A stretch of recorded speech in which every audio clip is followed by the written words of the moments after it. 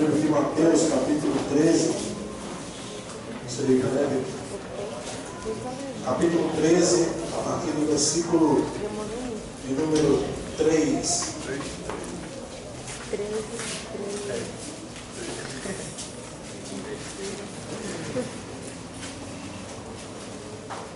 Até o versículo 9. Quem encontrou, diga amém. Amém.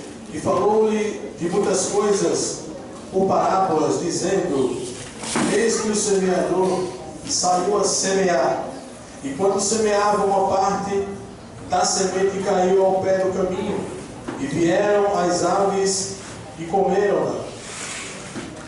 E a outra parte caiu em pedregais, onde não havia terra bastante, e logo nasceu, porque não tinha terra funda. Mas vindo o sol, queimou-se e secou-se, porque não tinha raiz. E a outra caiu entre espinhos, e os espinhos cresceram e sufocaram-na. E outra caiu em boa terra, e deu fruto, um a 100, outro a 70, e outro a 30.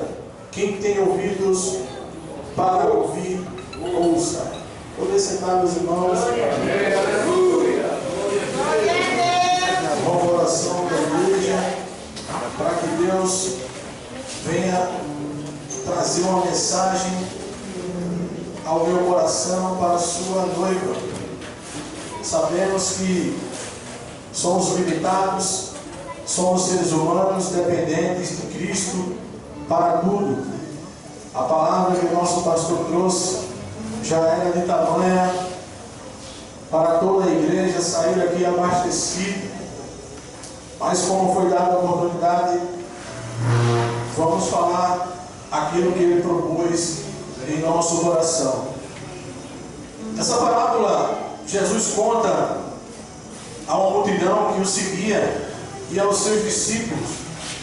A Bíblia fala que ele tinha saído de casa e junto ao mar juntou-se uma grande multidão. Por onde Jesus passava, as pessoas seguiam, porque sabiam o que ele poderia fazer. E ele, subindo ao barco, ficou na beira da praia, e o povo começou a ouvir. E ele contou-lhe essa parábola sobre as sementes. E quando ele conclui desse versículo 9, os seus discípulos vão interrogá-lo e perguntar por que Jesus falava por parábolas, porque eles não conseguiam entender ao certo. E Jesus dizia a eles: a vocês é revelado, a vocês é dado o segredo do reino do céu.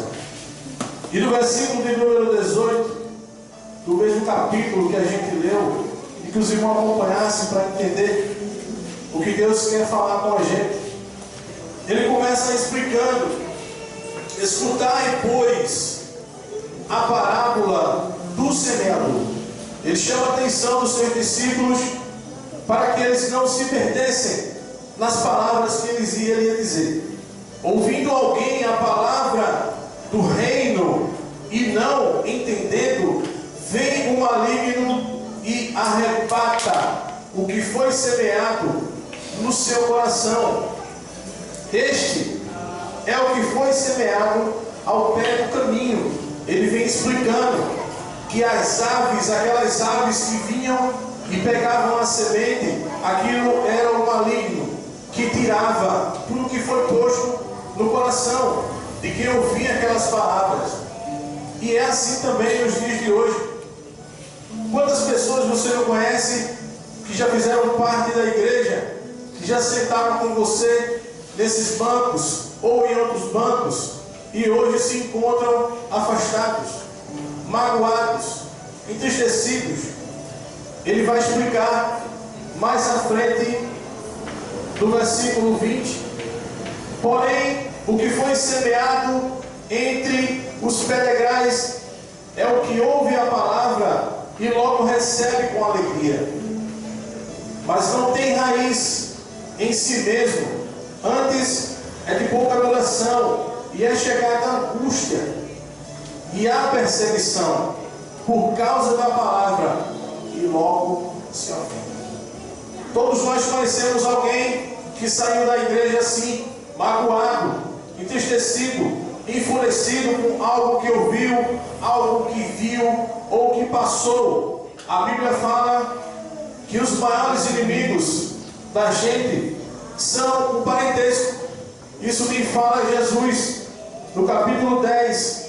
Ele explica que ele veio para trazer espada à terra. Eu não vim trazer paz, mas a espada. Ele veio trazer a lei, a sua palavra.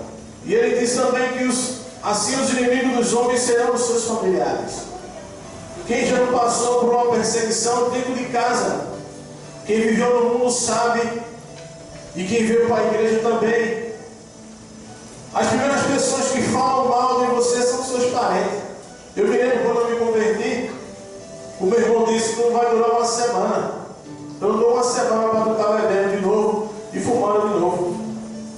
E vai fazer 15 anos, irmãos, que eu estou na presença do Senhor. E lutando para dar testemunho dentro de casa. Porque todo dia a gente é observado. Como nosso evangelista falou, o mundo, ele nos observa dia e noite. Os jovens na escola, na faculdade, os mais velhos no trabalho, na vizinhança, nós somos observados, irmão. As nossas atitudes falam mais do que palavras. Isso é muito sério. Nosso pastor falou acerca da vinda do anticristo. Jesus, ele vai raiar a qualquer momento, irmão. A gente não tem noção desse tempo, porque não foi revelado. Os discípulos perguntaram uma vez quando seria que ele restauraria Israel. Ele disse: não é revelado. A Bíblia diz também acerca dos espinhos. Ele fala aqui no versículo 39.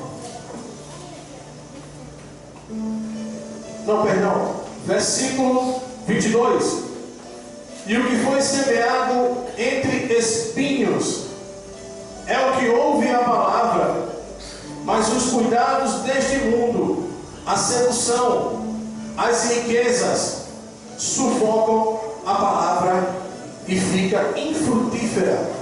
A palavra ela não consegue germinar dentro do coração, porque o mundo, irmão, o mundo ele oferece muita coisa. O mundo ele tem diversos prazeres. A Bíblia diz que quem é amigo do mundo, ele se torna inimigo de Deus, porque Deus não consegue atuar na vida das pessoas que vivem no mundo. É necessário que haja, irmãos, arrependimento sincero. No livro de 1 João, no capítulo 2, no versículo 16, ele diz assim: porque tudo que há no mundo, a concupiscência da carne, a concupiscência dos olhos, a soberba da vida, não é do Pai, mas do mundo. Tudo isso atrai o ser humano. Nós somos pecadores, só que somos pecadores remidos. Aceitamos a Cristo, reconhecemos o seu sacrifício na cruz, e a Bíblia fala que Ele nos ajuda, que o Espírito Santo intercede por nós com gemidos inexprimíveis. A Bíblia fala também que o Espírito Santo ele atua nas nossas vidas dia e noite. O mundo, quando nos olha, ele espera de nós uma palavra, ele espera de nós uma atitude, ele espera que nós possamos trazer algo da parte de Deus. Eu tenho acompanhado algumas situações onde eu moro, de pessoas que dizem que são crentes, mas não falam com o outro. Existe uma briga interna, eu falo de igreja, uma briga interna, uma briga sem proteção divina, porque Deus ele não se intromete nessa briga. Eu tenho um exemplo de um pai que tem 2 filhos. Eu posso dar um exemplo de mim. Quando eu era mais jovem, eu e meu irmão, a gente brigava muito. E uma vez o meu pai chegou e a minha mãe disse assim: esses meninos, eu não estou aguentando mais eles dois. Eles estão brigando demais. O meu pai não perguntava quem estava certo e quem estava errado. Ele pegava o cinturão e dava nos dois. E uma vez ele chegou e disse: toda vez que a mãe de vocês falar que vocês estão brigando, vocês vão apanhar. E mesmo assim a gente continuava a brigar, porque jovem assim, criança, brigava muito. E uma vez a gente entendeu isso. Ele me bateu, eu chorei, ele era maior que eu só vou dizer a mãe. Aí ele veio assim: se tu dizer a mãe, vai dar na gente. Eu tive que aguentar, calado. Eu disse: então vou descontar. Ele desconta devagarzinho. Aí eu dei um murro nele. Só que eu dei com força, eu dei com raiva. E ele chorou. Ele disse: eu vou dizer a mãe. Aí se tu dizer a mãe, então vai ali, pai. E encerrou ali. E a gente nunca mais bateu um no outro, porque a gente entendeu. Assim é a igreja, irmão. É igualzinho a igreja. Os irmãos brigam, discutem, um fala mal do outro. Deus fica só observando. Mas quando vem a repreensão, vem por dois. Por isso que ele fala assim: se o teu irmão tiver algo contra ti, vá você até ele. A gente tem que tomar a atitude de encerrar essa briga. Por quê? Isso impede o operar de Deus. A Bíblia diz que não, onde há contenda, Deus não opera, irmão. Ele não opera, não. Eu fiz parte de uma igreja vizinha lá de casa. Aprendi muita coisa ali, irmão. Muita coisa. Aquilo foi uma faculdade. Foi uma igreja, foi uma faculdade. Eu tinha observado a briga pelo poder. Eu via pessoas brigando para ficar na frente de órgão. Eu já vi gente brigar para ficar com um caderninho que anota o visitante. Pelo amor de Deus, irmão. Para com isso, em nome de Jesus. Isso por quê? Isso é maligno, irmão. Isso é maligno. A Bíblia diz que o diabo, quando veio tentar Jesus, ele ofereceu o que a ele? Poder. Poder. Fama. Dinheiro. A Bíblia diz que ele chegou a Jesus, irmão. Veja a sua Bíblia. No capítulo 4 de Mateus. Ele tentou o próprio Cristo, irmão. Imagina a gente, fracos, pecadores. A gente só pensa em comer pizza, irmão. Acho que se for fazer não precisa dizer não, tá? Eu só estou falando assim. Os irmãos falam para si mesmo e para Deus. Se ele fosse fazer uma filtragem assim, muita gente nem está aqui. Já está contando as horas para ir embora. E nem nosso irmão disse: a gente tem que estar aqui para adorar. Está acabando já, irmão. Só no próximo culto. Imagina se hoje fosse o último culto. Para meditar. Hoje é o teu último culto. Esse seria o teu culto. Essa seria a tua oferta para Cristo. Não é para mim não, nem para o pastor. A gente está aqui para fazer a mesma coisa: adorar e cultuar Ele. Imagina, vê o que ele fez. Capítulo 4 de Mateus. Então foi conduzido Jesus pelo Espírito ao deserto para ser tentado pelo... Veja.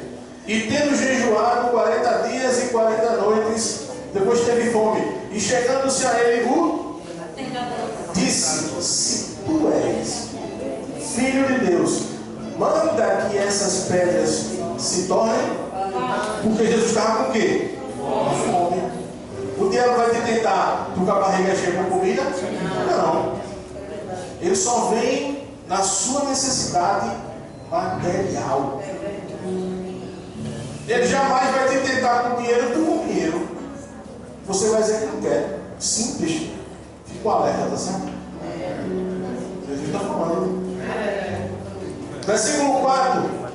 Ele, porém, respondendo, disse: está escrito ao segredo. A palavra. Não tem quem resista, irmão. A palavra, ela é poderosa. Quando você cita a palavra para qualquer pessoa, se você está citando a palavra, ela tem que aceitar. E o diabo fez. Tentou Jesus, está escrito: nem só de pão viverá o homem, mas de toda a palavra que sai da boca de Deus. Mas ele não existe. O diabo é sujo, ele não sossega. Aí ele chega no versículo 5. Então o diabo o transportou à cidade santa e colocou-o sobre o pináculo do templo e disse: se tu és filho de Deus, lança-te daqui para baixo, porque está escrito. Olha ele usando a Bíblia, olha ele usando a palavra, está escrito. E ele não mentiu. Eu acho que é a primeira vez que o diabo não mentiu aqui. Está escrito mesmo: aos seus anjos dará ordem a teu respeito e tornar-te-ão nas mãos, para que nunca tropece em alguma pedra. E disse Jesus: também está escrito: não tentarás o Senhor teu Deus. E ele veio novamente, transportou o diabo a um monte muito alto e mostrou o que? Todos os reinos do mundo e a glória deles. Tem gente que briga por uma posição, irmão. Imagina por glória, poder. Tem gente que vende a alma, irmão. Tem gente que esquece Jesus assim, ó, num clique, numa curtida, num post, no Instagram, no Facebook. É o que tem derrubado vários crentes. A internet é poderosíssima. Se a gente soubesse o poder que aquilo tem para evangelismo, é uma guerra terrível. Eu sofro com isso. Eu tenho uma página, eu tenho bem pouquinha gente, eu não sou muito famoso, né? Eu posto uns vídeos, posto umas mensagens, alguns hinos, e eu comparei. Tem umas músicas agora que é terrível. Não fala nada, só fala besteira. Mas você, quando olha ali o compartilhamento, o que mais se sabe? 1 milhão, 100 mil, 200 mil. Quando você fala de Deus, 100 pessoas, 50. Às vezes não tem nem 20. Aí eu perguntei a Jesus, eu indaguei a ele, por que é assim? Aí ele disse a mim, ele falou, ele deixou bem claro, porque muita gente é chamada e poucos são escolhidos. A porta é estreita, não é todo mundo que vai não, irmão, para o céu não. É quem quer, que está se esforçando. Jesus disse: quer me seguir? Deixa eu te fazer as duas coisas. Jesus, ele é doce, a voz dele é suave, mas ele é puro também. Ele sabe cobrar isso. Quem quiser me seguir, renuncia a si mesmo. Deixa de fazer o que você gosta, suas preservadas, seus cheques sem fundo. Aí você pode me seguir. E ainda vai ter uma guerra. Vai ter essa guerra aqui, ó, da semente, perseguição, calúnia, difamação, falsos irmãos. Vê o que Paulo fala.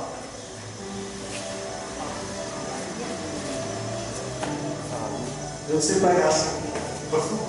Fico perdido, eu vou estar voltando a história. Estou meio devagar. Livro de... Só um momento.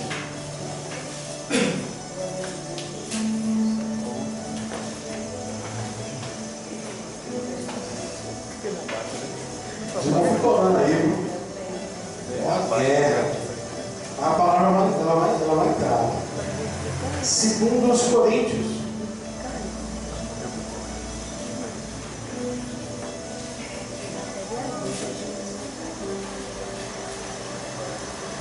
Capítulo 11. Segundo os Coríntios, capítulo 11.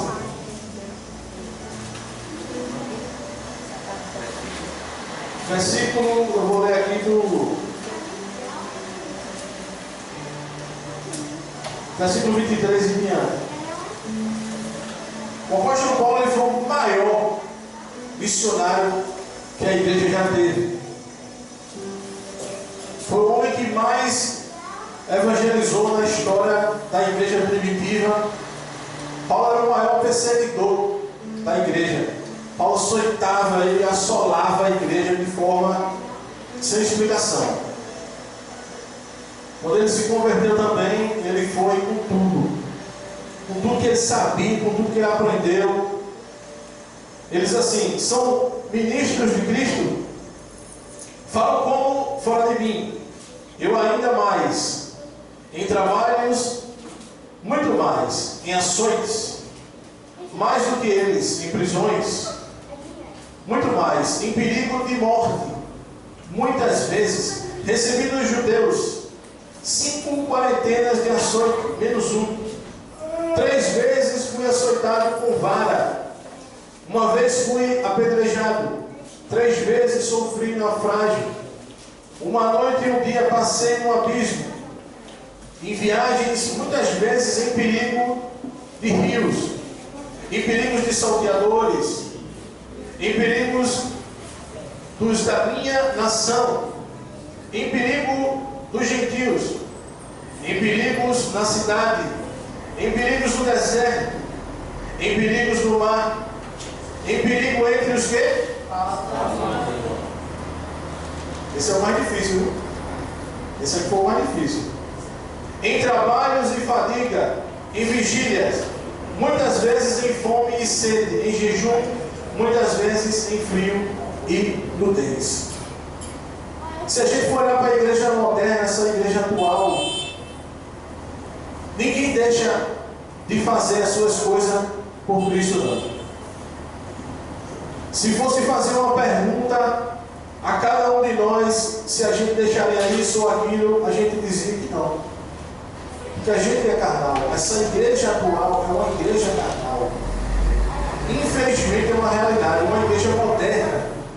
Existem lugares que nem usam mais a Bíblia, são tablets. E o nosso pastor falou que realmente já tem lei estabelecida para tirar a Bíblia de circulação. Na Ucrânia, eu vi essa semana, na Ucrânia já fizeram uma lei, eles estão atualizando a Bíblia, estão recolhendo todas, vão atualizar do jeito deles e vai distribuir novamente na Ucrânia. Lá. Justamente. O lado ali é o que? A América do Norte, né? Do Norte. América do Norte. E América do Sul, o comunismo já está atuando nisso. Já estão querendo tirar a Bíblia do Congresso, das escolas, dos setores públicos. E vai começar a atingir a igreja. E se eu não me engano, o atual presidente assinou uma lei que alguma coisa de imposto, né, sobre esse. Porque a igreja é isenta, mas ele está querendo, ele quer dinheiro. Ele vai fazer de tudo para cobrar imposto. De tudo, o que for setor que levanta dinheiro, ele vai fazer isso. Infelizmente. E muita gente não lê nem Bíblia, irmão. Imagina você sem a Bíblia. Sem ter onde pesquisar um texto. Porque hoje em dia é muito fácil, eu pego o celular, dá um Google. Onde está escrito, não é assim, irmão? Acho que os irmãos vão ficar assim. Onde está escrito isso? Não é? Irmão, não adianta mentir, que é igreja, irmão. Não tem como a gente mentir, não. Já aconteceu comigo de eu não achar um texto e eu ir para lá e para cá. Eu disse, ajuda com essa Bíblia. Já sei, celular. Não mentir para quê? Isso é normal, é atualização. A gente está vendo no mundo moderno. Só que é importante a gente ler isso aqui, ó. Tem que estar aqui, ó. A Bíblia diz que quando Adão pecou, isso aqui saiu de dentro dele. Saiu. Adão, ele tinha tudo dentro dele, todo conhecimento. Quando o pecado entrou, ele esqueceu. Aí agora a gente tem que ler para botar de volta. Para a gente encerrar o mesmo texto que a gente está, Mateus capítulo 13.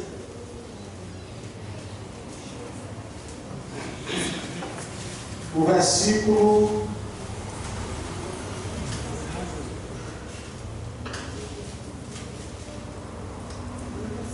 23.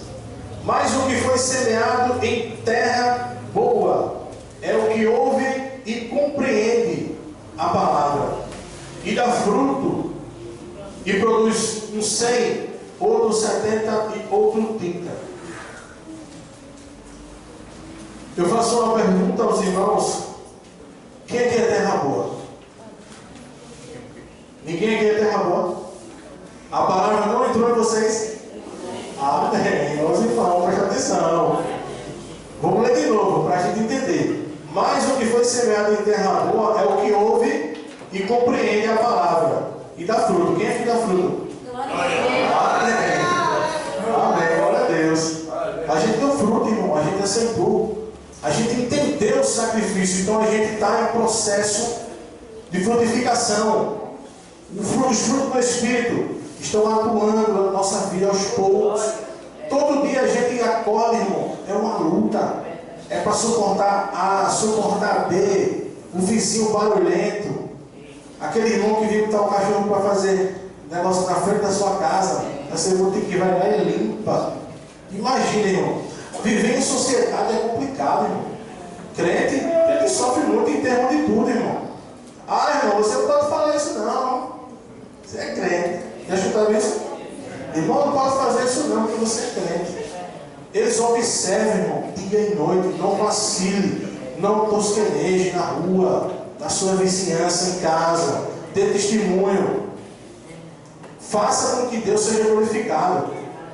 Eu vou contar um testemunho rapidinho para encerrar. O ano passado, lá na... Eu acho que eu contei lá na série. Eu contei na série. Acho que não tem aqui não. Eu não me parei para ti. Eu participei lá na minha empresa onde eu trabalho. Tem uma confraternização todos os anos. Acho que faz mais de 25 anos que essa empresa existe. E o dono de lá, ele dá um culto de ação de graças. Eles são da igreja episcopal, uma coisa assim. E eles dão esse culto. Inicia-se com o culto, depois ele pega bebida com o pessoal, comida, só o sangue lá. E a gente vai, porque ele distribui prêmios, televisores, som, depois a gente faz sorteio. Ele paga o táxi ou o Uber dos seus funcionários todos. Ele quer que vá com a família, ele quer que vá todo mundo para agradecer. Em torno de quase 1000 pessoas. E uma pessoa chegou para mim assim, antes da festa, e disse: Evandro, vai ter um culto lá. Os irmãos vão tocar. Tu quer tocar? Aí eu disse: quero. E também vai ter um show de talentos. Aí eu vou botar teu nome. Aí eu disse: poxa, varão. Não, botei teu nome, porque tu toca violão, eu já vi já que toca violão. Amém? Aí foi. E eu pegando o hino, né? Você vai cantar o que lá, né? É para o Senhor. Só que, antes disso acontecer, o pessoal estava bebendo. Foi aquele som, aquela suada. Tem uma banda que eles contrataram, uma suada, gente bêbado lá. Eu disse: como é que vai ser esse negócio? Ele fez alguns sorteios. Eles vão para o show de talento. Só que esse show de talento foi o primeiro ano. Iniciou-se esse ano que passou agora. E eu levei meu violão. Eu não sabia se a banda ia conhecer o hino. Eu levei meu violão. Aí uma pessoa cantou, outra pessoa cantou. Eu fui louvar o Senhor. Deus fez presente. E eu ganhei o show de talento. Só que eu não sabia que estava valendo dinheiro. Aí o irmão disse: tu sabia que tu ganhasse R$1000? Eu disse: R$1000? Por quê? Não, porque tu ganhou. Eu disse: glória a Deus, né? Eu nem sabia.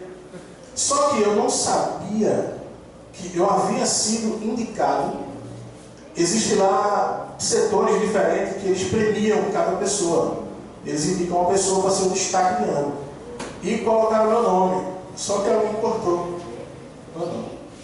Eu também não sabia, isso foi depois, né, que eu vim saber. Aí aconteceu esse show de talentos, eu louvei, Deus se fez presente, muita gente deu testemunho que sentiu a presença de Deus, que Deus era na minha vida, eu fiquei alegre, eu senti Deus operar. E no final a pessoa chegou para mim e fez: irmão, Deus é contigo. Ele deu, eu escutei o Senhor louvar, eu senti algo de Deus. E eu quero dizer ao Senhor que eu estava lá na reunião e vi quando colocaram o seu nome. Mas Mas Deus criou uma categoria para você ganhar e ser abençoado. Diga amém? Amém. Deus cria a situação. Muitas vezes você não sabe, mas está lá por trás. Está te queimando, está te cortando, está te vendendo. Aí Deus criou uma situação, eu não sabia, fui abençoado. Tentaram me eliminar, eu fiquei tão impressionado,